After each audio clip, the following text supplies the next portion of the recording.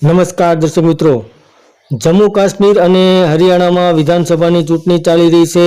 તેવામાં ગુજરાતની અંદર ભારતીય જનતા પાર્ટી કંઈક નવું જ કરવા જઈ રહી છે। તો ગુજરાતની અંદર ભારતીય જનતા પાર્ટી ગુજરાત પ્રદેશ મીડિયા વિભાગે જણાવ્યું છે કે કોંગ્રેસના નેતાઓ અવારનવાર ભારત દેશની એકતા અને અખંડતાને નુકસાન થાય તેવા નિવેદનો કરતા આવ્યા છે। જેમાં ગત દિવસોમાં જ કોંગ્રેસના નેતા રાહુલ ગાંધીએ વિદેશની ધરતી પરથી ફરીથી ભારતની શાખને નુકસાન પહોંચાડ્યું છે।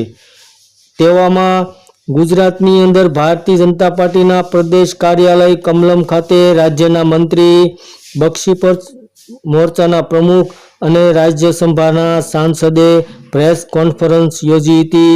જેમાં રાજ્યના મંત્રીએ જણાવ્યું હતું કે કોંગ્રેસના નેતા રાહુલ ગાંધીએ વિદેશની ધરતી પરથી ભારતમાં સમય આવશે ત્યારે અનામત ખતમ કરવાની વાત કરી છે।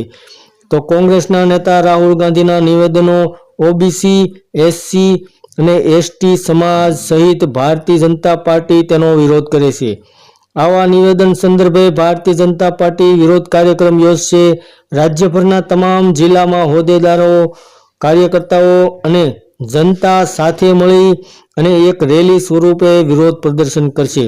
તો ગુજરાતની અંદર ભારતીય જનતા પાર્ટી વિરોધ પક્ષના નેતા રાહુલ ગાંધીના વિરોધમાં વિરોધ પ્રદર્શન કરવા જઈ રહ્યા હોય તેવા હાલમાં સમાચાર મળી રહ્યા છે। ધન્યવાદ દર્શક મિત્રો।